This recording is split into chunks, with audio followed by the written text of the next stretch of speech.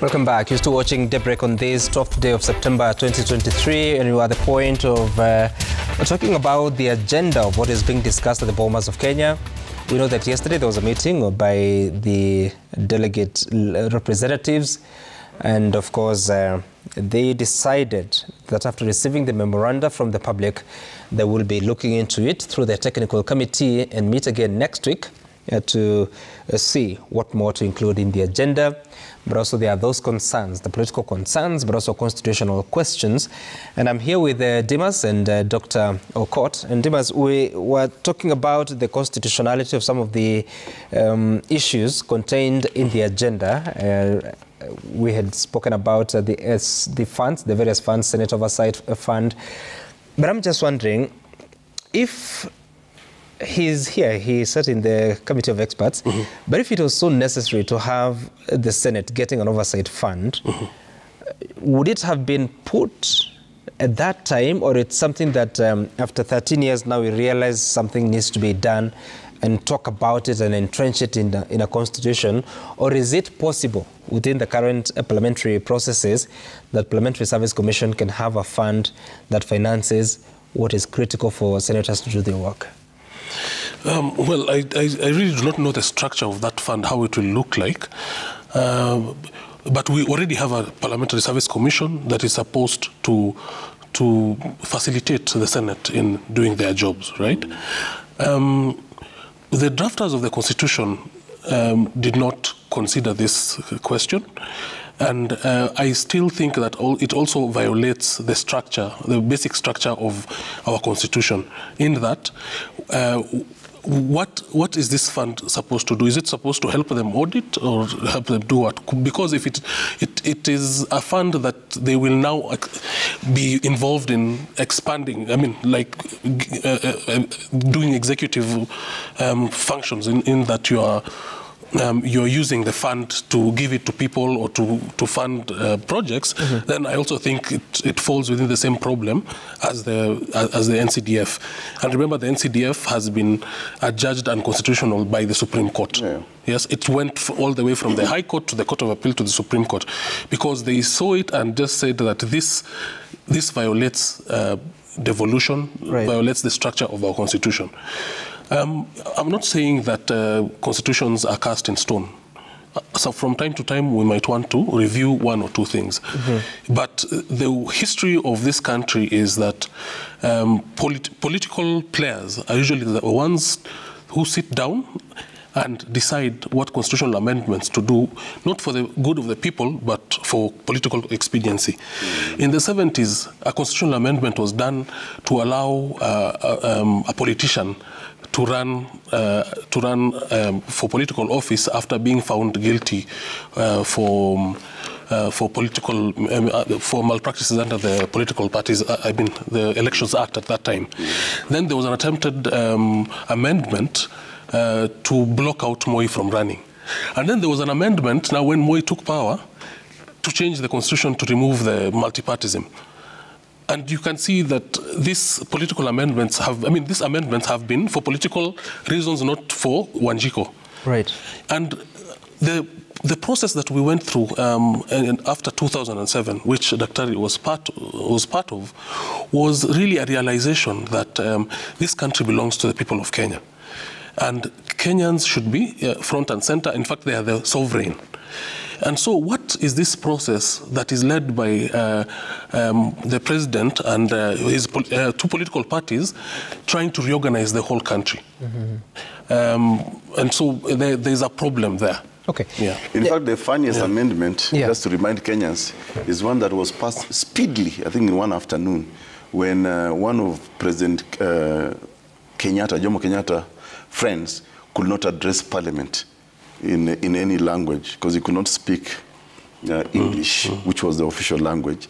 So they speedily amended the constitution to allow Kiswahili. Wow. In one afternoon. So, like Bruno is saying, if you look at the history of constitutional amendments or constitutional talk, it's about pleasing the political class, not looking at the country. And you see, in the making of any law or any constitution, the focus should always be on what is the the common good. Because, as we say, law emanates from within the framework of society. And that goes beyond just individualism, individuals or political leaders. It must look at the bigger picture. What will please society? Today, discussing about CDF at Bomas, this is already a devolved function. If you look at the functions, I mean, if schedule, I think schedule 4, schedule 5, yeah? Schedule 5, actually, schedule 4. It talks about the functions of governments at 2 levels, the national and the county. There's nowhere about the functions of a constituency or a member of parliament. And even if we were to discuss it, what will be the common good?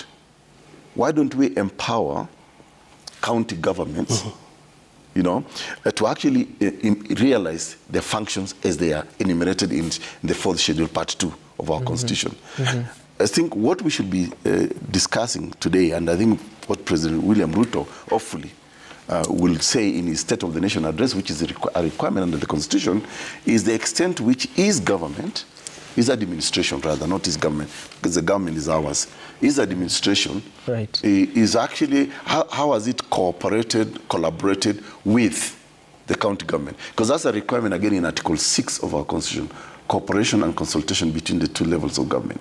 And there is a further provision in our constitution under Article 187 on transfer of functions and powers between the 2 levels of government, especially if those functions and powers can be effectively realized in that 1 level of government. And then there is Article 189 that talks about... But it has to be county specific. So, even at the national level, there could be a function that the national level exercises. But if it is not effectively being realized, it can actually transfer to the county government. And the safeguard in that is that there is actually an agreement under Article 189. So you don't really lose your power, the national power, but you just...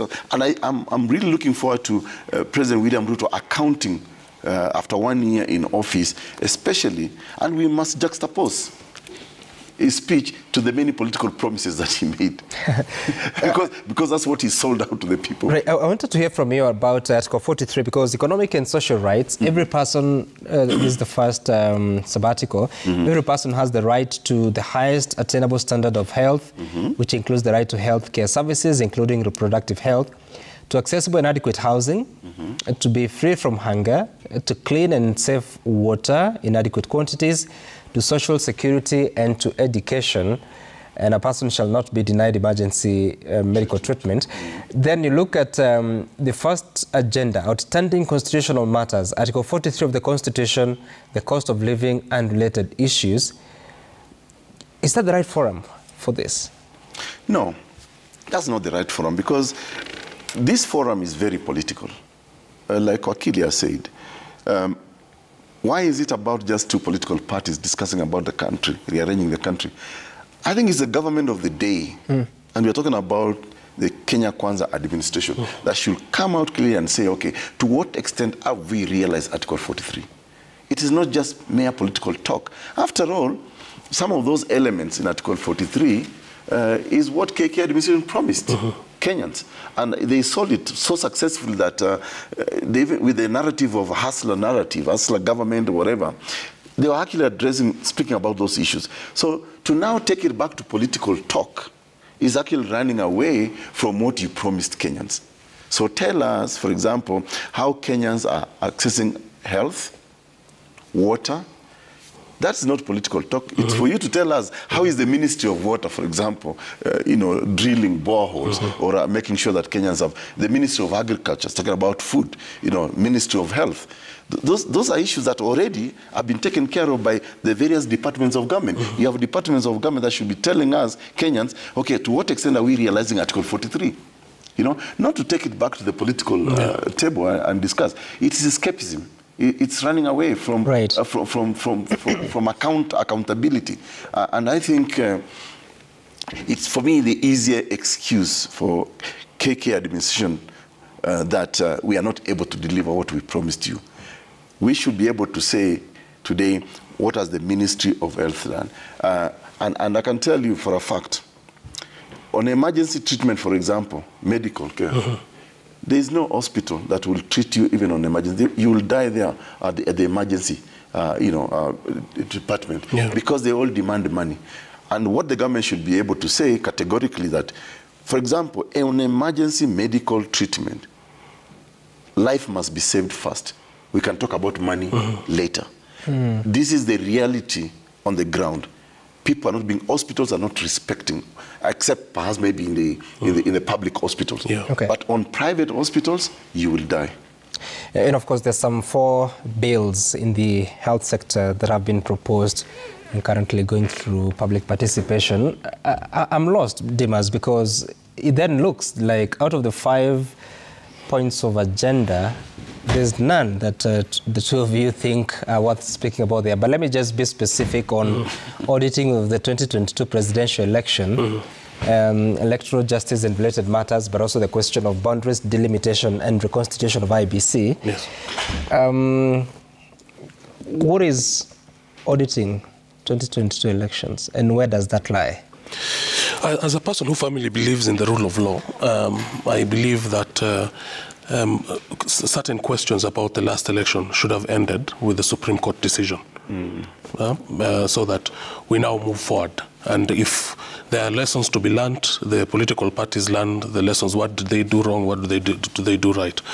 There's another conversation to have as to whether 14 days is enough to litigate a presidential petition in Kenya. Is it? Because I've had even judges lament that it is actually quite constraining. So that is it enough for the truth to come out? But as far as from the rule of law perspective, we are through with that. Boundary delimitation is a function of the IBC. The IBC, as it stands, has a few vacancies that actually should be filled according to the law. So the discussion about how to do that, I wonder whether it is ripe for discussion. However, if it is indeed a problem that Kenya has, or that certain, on how we choose commissioners really has an effect on how elections happen, and then we should also ask ourselves, how were the last commissioners chosen? Because you realize that it went through a certain legal process that the courts actually found to be unconstitutional, but actually said that it is too late for us to do anything. Right.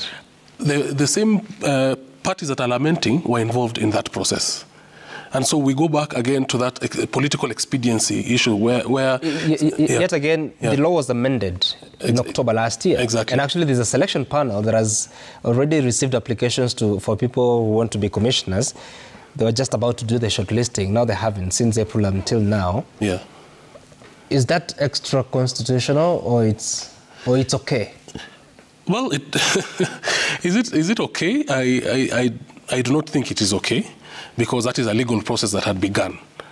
But it really, issues to do with elections are quite emotive. And I remember doing some research the other day about how the constitution, the changes that were made to the Political Parties Act caused so much confusion, because political parties, what they thought meant direct nomination, whereby they choose someone directly, was actually in the Political Parties Act. It meant directly getting votes from the people. And so there was that whole confusion, and we went through a whole election after that. So we need to set IBC in order early, because it's a very important body, right?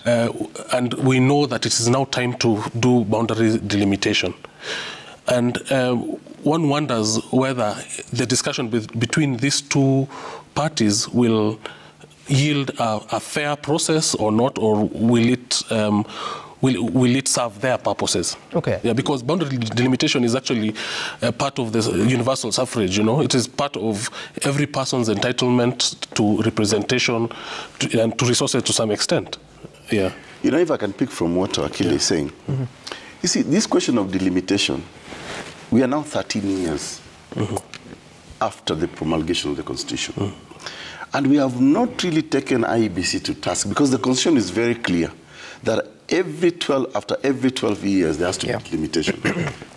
We have had this Constitution for the last 13 years, and IEBC has not come out to account why they have not undertaken that function, which is pricks. I think they had started sometime in, is it 2018 or 2020? I think it was 2020. It was 2020. But then they said they don't have the resources, and that was forgotten. The pandemic came. They postponed everything. But now 12 years since the gazettement was in March 2012. So 12 years would be March 2024? No, I mean, the Constitution came into force immediately. No, I'm talking about the current boundaries came to effect at the gazettement in March 2012.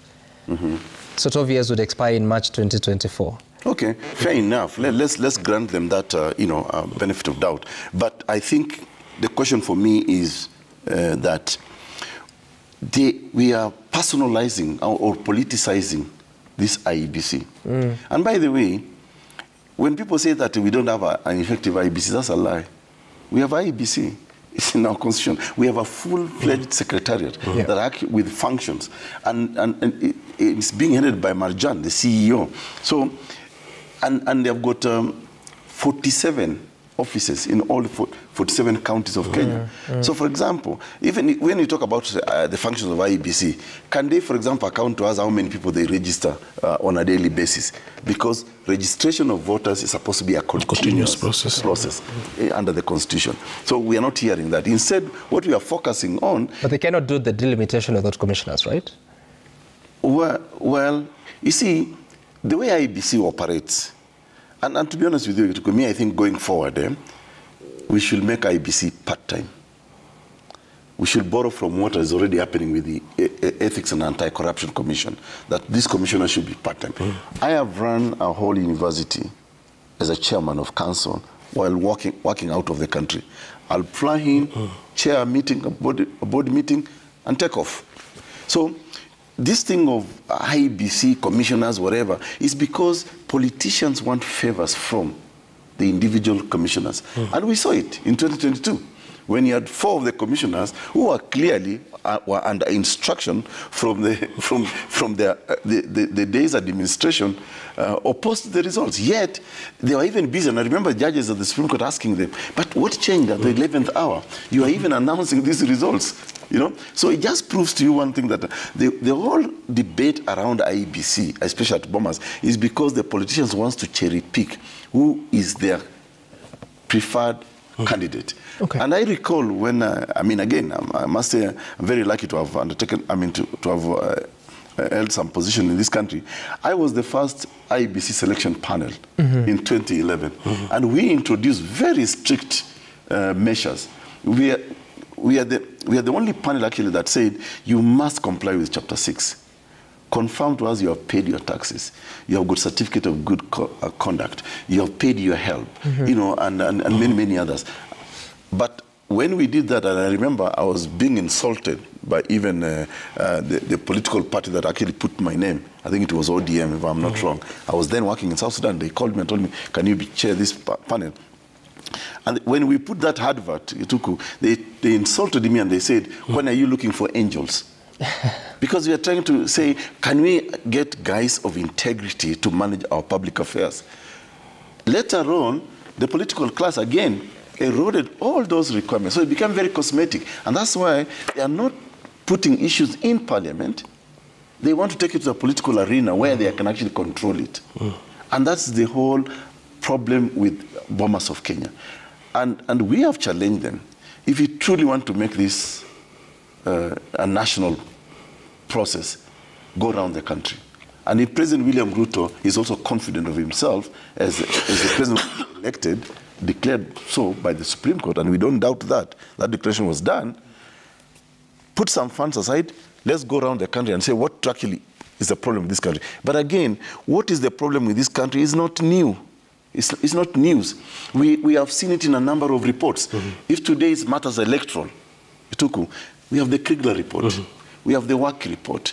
You know, if it matters land, we have the Ndungu report. We have the Akiumi. I mean, all this, all we just need to do is to implement. But the political class will not implement because they are the number one culprits. They are the number one problem in this country. So if the president were to heed what you just said and set aside some resources for people to go around the country, the BBI reminds us that the president has no role in initiating any constitutional amendments.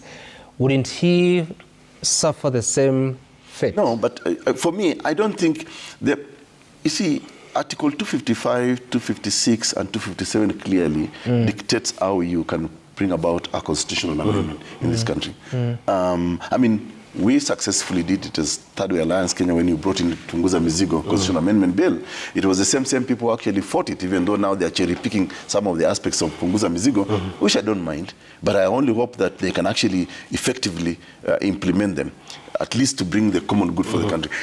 You see, I think what we need as a country today, not necessarily a constitutional amendment, because what we are seeing at Bomas of Kenya is actually accommodating individual interests. I think what we need is a national dialogue. And I think that national dialogue should center on what's wrong with our politics. Who leads that now? Yeah? Who leads us? The president can lead it. The president can lead it. He's the father figure of this country. The president can lead it. Or even, I mean, non-governmental organization can lead. But I think the president can initiate this conversation and say, what really is the problem? Because one of the reasons why we are at Bomas today, and people don't want to accept it, is that we have got people who do not accept the outcome of an election. That's a fact. We have got people who do not accept the outcome of a judicial decision. Okay? Let's remind Kenyans, the people now calling themselves opposition were very categorical that we will accept the outcome of the 2022 election. The election results came. They disputed those election results. It was their right. They went to court. They also said we will accept the outcome of the Supreme Court. Right. The results came. They disputed again. And yet that was the court of last resort. They went to Mahandamano, okay? That also did not work because Kenyans were already tired. It was not addressing their problems. It was more about politicking. It's about more enhancing their political, position. Then they went to a lie. They came up with a lie that we are going to collect 15 million signatures to eject President William Ruto out of office. Again, nonsense. There is no way, even if you collected 55 million signatures today, you can actually remove President William Ruto from office. That's not what's in our constitution. Now, when that also failed because it's a political lie, now they're taking Kenyans to Bomas. It's a circus. And I think the sooner the president actually takes this process outside Bomas and outside Parliament, the better. So that we can now debate and say, okay, what really hails our country? What hails our country is this sense of entitlement by certain individuals in our country. That if it is not them, if they are not on the front line of this country, then Kenya cannot move. I mean, if you look at the economic sabotage that was caused by Maandamano alone, how is it, how are you addressing? Because if you're addressing the cost of living, but you're also disrupting that person who depends on the 200 shillings in Mijengo or whatever to put food on the table, you're actually as bad as the government you're blaming. Okay. Dimas, let's talk about, because 1 year tomorrow, and the president has had his time to name his cabinet, name his PSs, and of course set up the administration. And it took a bit of time, especially if you talk about settling of the CSs and PSs. I think the PSs, there was a case against them because of the composition of ethnicity and gender, which was later dismissed. But how would you rate him in as far as adhering to the constitutional provisions, especially in establishing the administration itself? Okay, let me start by first of all acknowledging the certain promises that the administration made, and indeed they came through with them. For example, the swearing in of 6 Court of Appeal judges that the former president had refused despite court orders. He did that in his first day in office. The setting up of a judiciary fund, that was very important. It was a constitutional a requirement that was totally ignored, and the previous regime had used that to really stifle the judiciary by actually sometimes cutting their funding into half. So that was a plus.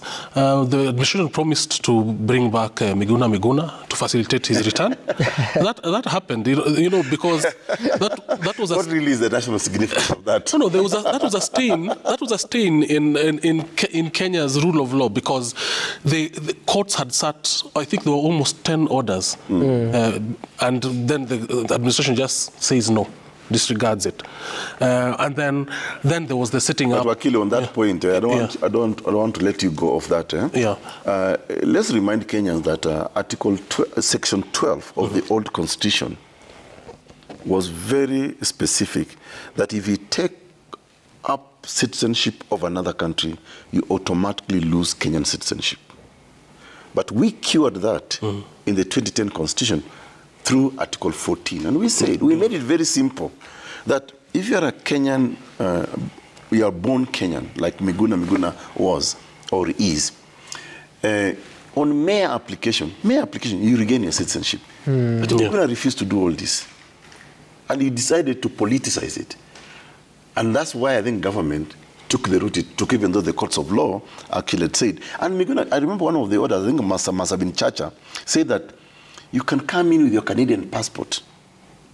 And I even remember talking to Miguna myself, and I told Miguna, come in. I will take you to court myself, okay? And from court, we'll get the order and we'll march to Nyaya House. And we'll apply for your and you'll get it. And I remember even I think the city immigration of Raila Odinga, who took papers to him at JKIA, and Miguna tore it. So I think the problem with Miguna, for me, can you not make him subject of this conversation? No, I know. We are not, because he's not here. No, we are not making him. But the question I wanted to pose. What is of national significance about the return of a Kenyan citizen? Okay. When he could have easily... No, it's okay. It's his list. It is my list. Yes, and then there was the establishment, basically giving the police a vote head in terms of their own budgeting expenditure, which was immediately also undermined by hiring someone who sits in State House to administer that fund. And so here now starts the... And I think that was quashed by the courts. It has been that appointment has been revoked.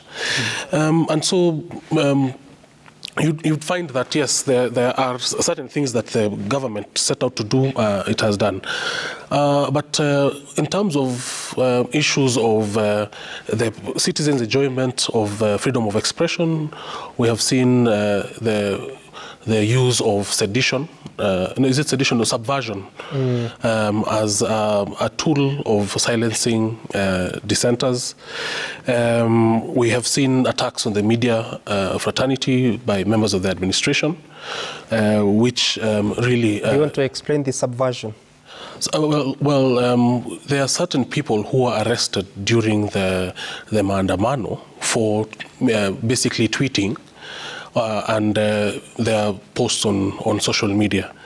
And subversion is one of those relics in our laws that are usually quite vague, and they're usually used to basically stifle dissenting voices.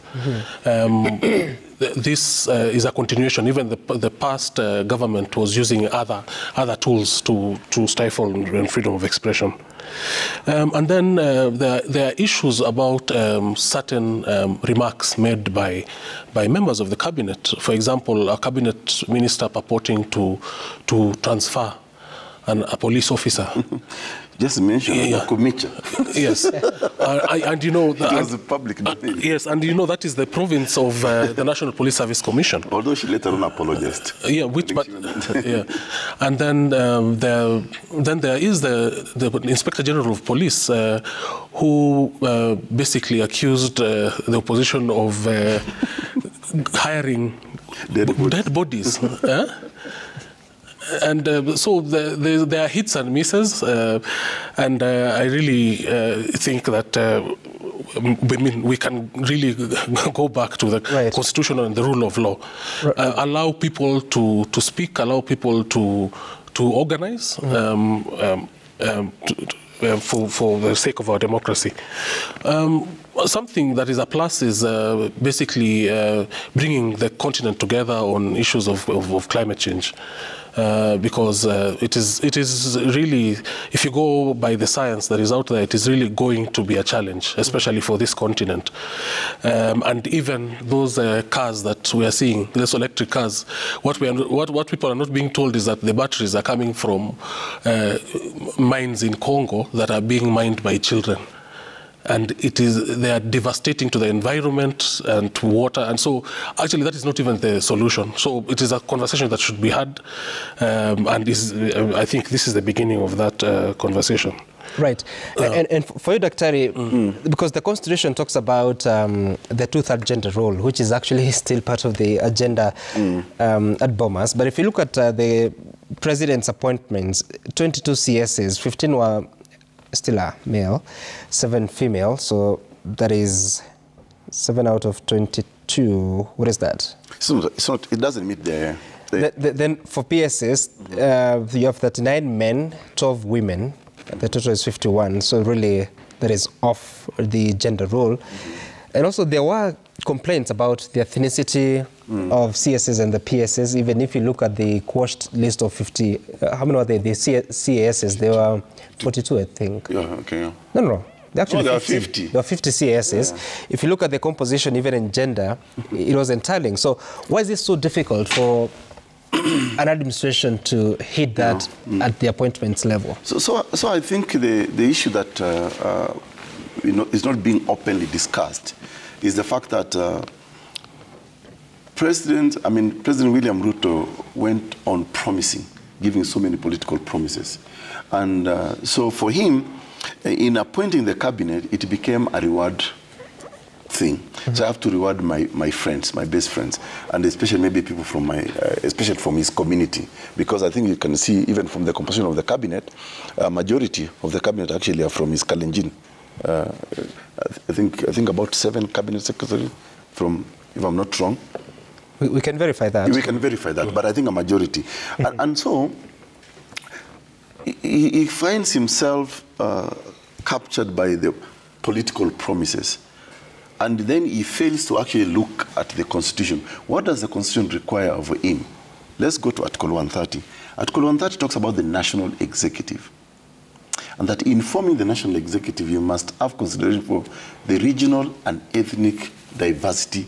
Actually, talk about the regional and ethnic diversity of the people of Kenya.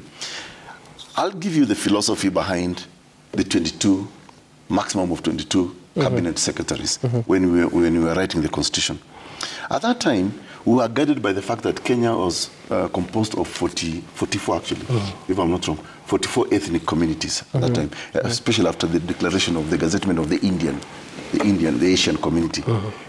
So we felt, listen, to achieve this national unity at the face of the country, we capped the ministries at 22. And our thinking was that if you have a president who is really national, who really cares to unite Kenya, he will appoint the first cabinet secretaries from 22 ethnic communities so that you achieve the language of ethnic and regional diversity in Article 130. Then the second batch of cabinet is composed of the principal secretaries should be from 22 other ethnic communities.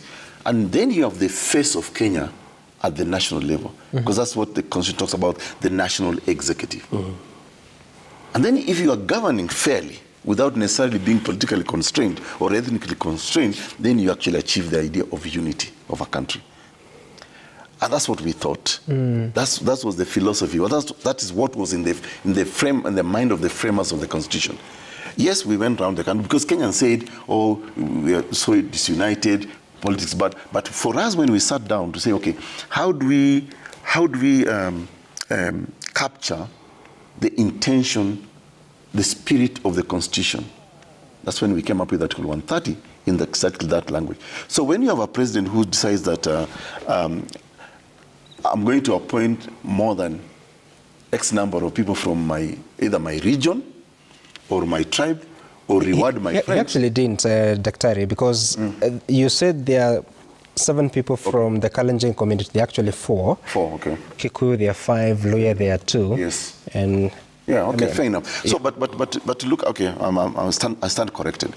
But if you look at, but you have not gone to the list of principal secretaries. Yes. You have not gone. Those are just the 22 CSs. The other. So that was really the intention. But I think we can clearly say that President William Ruto hasn't, lived up to the expectations of the Constitution in appointing the national executive. People are also complaining about the appointments in various parastatal bodies. People are also saying, listen, there were some of these cabinet secretaries that had serious cases in court. Is it rocket science that as soon as he took over office, these cases are dropped? Because, I mean, again, let's take Kenyans back. Whenever there is a criminal complaint, it's the DCI that actually investigates. Once DCI investigates, identified witnesses, recorded statements, blah, blah, blah, it sends the file to the DPP, Director of Public Prosecution. Then DPP assesses the evidence, the veracity of the evidence and all that, and it sends back the file with recommendation to the police and says, you can go ahead and charge this person. We can actually arraign this person in court because we believe there is actually an offense that has been committed by this particular individual. Then people are arraigned in court. They are charged for some serious offense like murder, theft, I don't know, other criminal offenses. But now, in the spirit of the Constitution, again, as people expect, because one of the geniuses of our Constitution, Gituku, is that people, and I've gone around speaking about the constitution-making process in Kenya, and people are actually very much amazed by our Chapter 6, the whole chapter on leadership and integrity.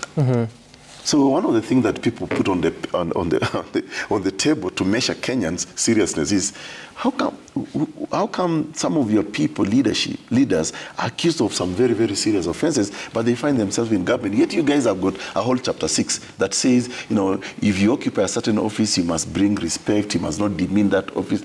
But we saw in President William Ruto's appointment, those people who are charged with serious offenses, all those cases were dropped immediately.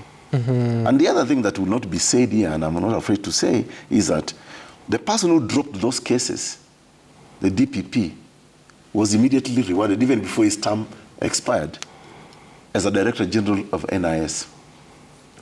So these are conversations that are happening out there, and it's all about how do we measure this administration. Even though the DPP then, Nurdin Haji, said that the DCI were not cooperating in bringing the evidence. In fact, I covered a court case where Rigathi Gachagua, the deputy president, had been arraigned, and the representative from the DCI offices came and said that he had been under pressure to charge, but now could not support the charge. Back to the talks at Bomas, that confirms to you one thing, that the DPP wasn't independent enough, to say no. We are not going to accept political pressure, because it's clear that DPP had considered political pressure from the former administration of President William Ruto to actually charge Rigathi Gachagua. I mean Uhuru Kenyatta. Uhuru Kenyatta to charge Rigathi Gachagua, and so therefore they became a pawn in a political play. And for them later on to come and say we are under pressure, it's just confirming the fact that even these independent constitutional offices are being controlled by politicians. It's what the political class says to them to do. So it was pressure then, it's pressure now? Yes, it's pressure then, it's pressure now. Because then, the pressure then was charge Gachagua, charge Linturi, charge Aisha Jumo, okay? And they were charged. Now, with the new administration, again, they exert same political pressure and say, drop those cases. So Kenyans are left wondering, okay, where are we? Was a crime actually committed? Someone like Barasa, is it Kimilili, if I'm not wrong? Didmas Barasa. Clearly was charged, it was in the open that actually he shot and killed someone. It was in the open. But it is still an allegation, I think. well, it's still but you know. I mean, the courts didn't prove it, so I don't know if I can allow you to continue saying it. Fine, I'll drop it. I'll drop it. But so you see, if you look at all those shenanigans, it becomes a question of, can we trust the government of the day to actually uphold the rule of law, the Constitution? Can we look at them favorably and say, this is a government that actually people respect? It's out there for Kenyans to judge. Like I said earlier, I'm really looking forward to the State of the Nation address by the President, as required by the Constitution, so that he can tell us the milestones he has achieved, in his 1 year of administration. Maybe, I don't know, we could then revisit this conversation after we read this State of the Nation address, and whether Kenyans can actually relate to what he will say he has achieved or not achieved. And he should also be able to tell us the difficulties he has had. You know, one of the things about constitutional, realizing the gains of a constitution or law is to be able to account. It's also important to say, okay, you know what, we thought actually we will do A, B, C, D, but we are not able to. And one of those things that, in my view, that I want to remind Kenyans is that, and I've said it in many shows, and I want to repeat it here again, that President William Ruto is not a newcomer in government. As a matter of fact, he has not only served in one administration, the Jomo Kenyatta one, but he has been in all. The Moi, the Kibaki, the Uhuru Kenyatta one. Actually, in the Uhuru Kenyatta one, is a substantive player, 10 years as deputy president. So when, for example, he made these promises in 2022, there was reasonable ground to believe actually that he was believable. Yeah, that he knows the honestly, I don't know what Wakili thinks, but for a person who has deputized the governance of a country at the highest level for 10 years, and when he comes and tells you, I know what the problem is, I'm going to fix it. He's been a minister of agriculture, minister of higher education. He's been, in many serious, So when this man comes and tells you, I will fix ABCD, I'll do ABCD, there's every reason to believe him. So now we are waiting to see how he will document his scorecard. Okay.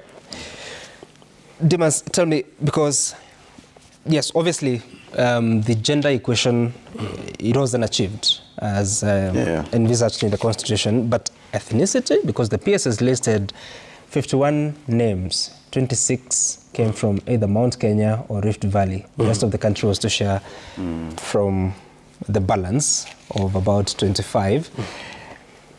What do you do with political loyalty, but also regions that support a presidential campaign? What do you do with that, knowing that in this country how people vote is you have maybe 1 or 2 regions overwhelmingly supporting and 1 or 2 regions overwhelmingly opposing?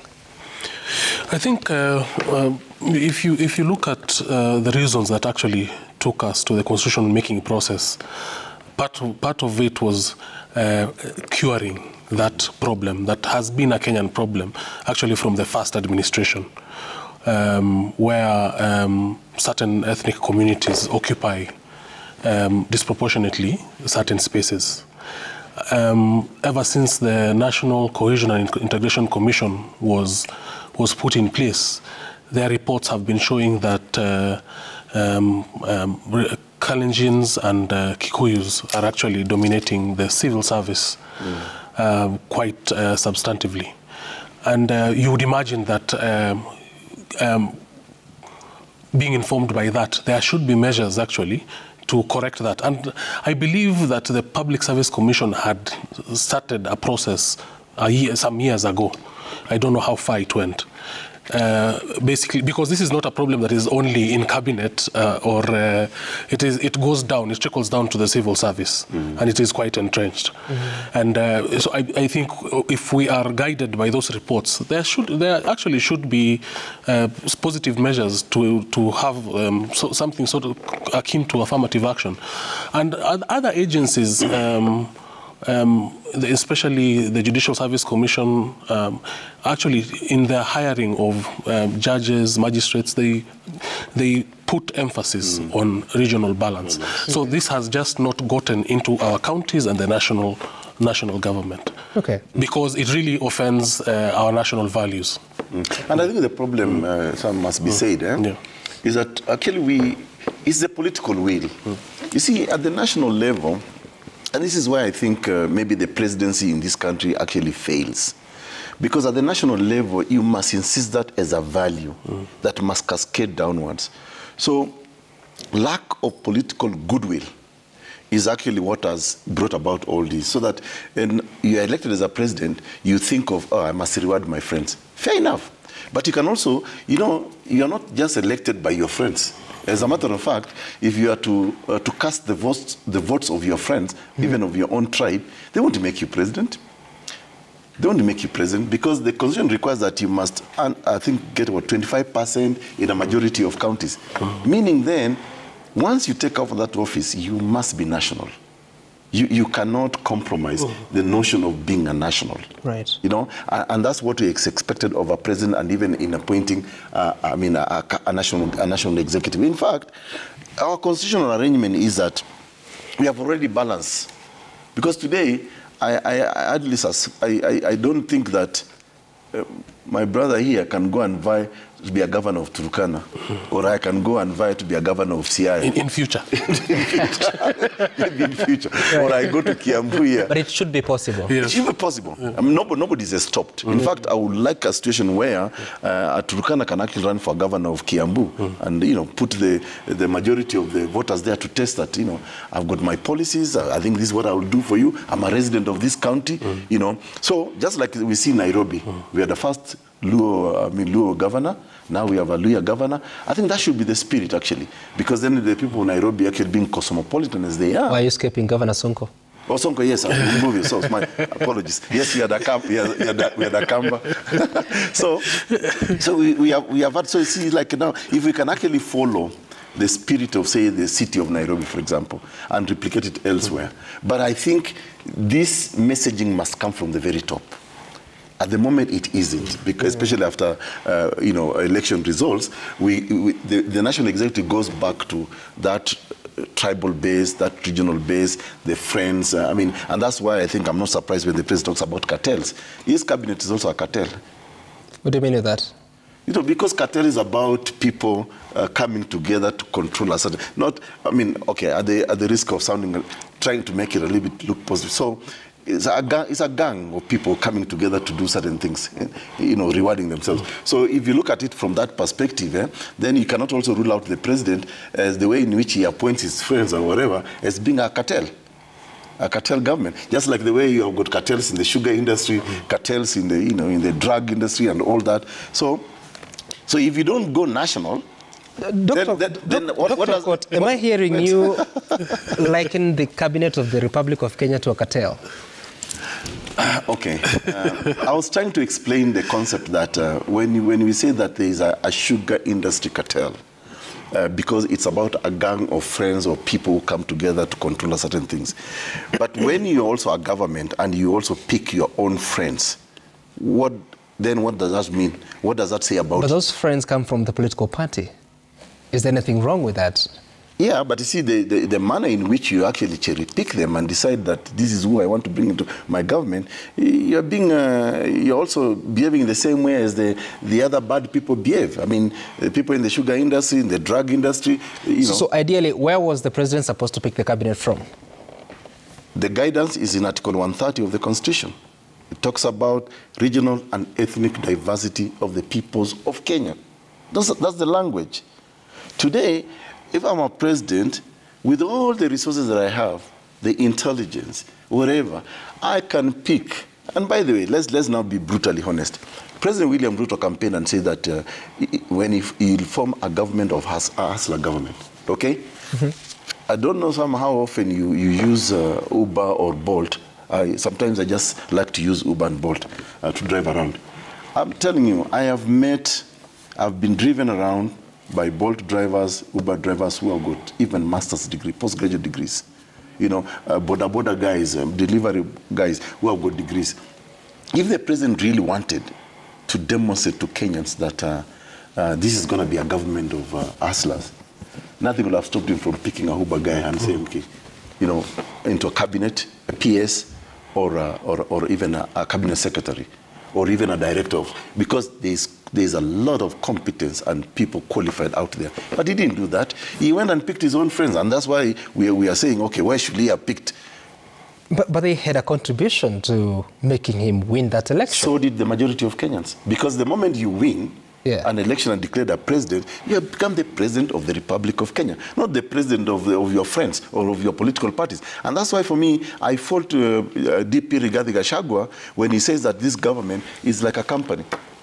That it's a company of shareholders. That's so wrong. I mean, even if you have to form this government, and in fact, I was even thinking of actually buying Rigathi Gachagua a present, a book called A Team of Rivals, The Political Genius of Abraham Lincoln. Because at that time, Abraham Lincoln wasn't that very popular, although he ended up being elected as the president of the, as a Republican. And I think I remember even President Obama actually quoting him a lot. But what Abraham Lincoln realized is that in political competition, even the opponent sometimes have got better policies than you. There are people who are better than him in terms of his education policy, health policy. But when he formed the government, he decided, you know what, this government is going to serve the American people, not the Republican. And he brought in his rivals into cabinet. Hence the book, the title, Team of Rivals, The Political Genius of Abraham Lincoln. And I wanted to buy that book and present it to DP Gachagua and tell him, listen, don't say a government is like a company. Don't personalize a government. At the end of the day, we expect of you to serve all of us in equal measure. He turns 1 year tomorrow as Deputy President. Maybe you should him at the anniversary. Let's take a look at the feedback that has come to us at Citizen TV Kenya. Sam Gituko, the hashtag to use is daybreak on what you are saying this morning. Well, it takes a bit of time, excuse me, sometimes. But as we wait for that, and okay, Dimas, the system is not cooperating with us. We look for it to do that. So as we conclude, so then for you, what do you think the president must do in the next 4 years? Or maybe in the next year?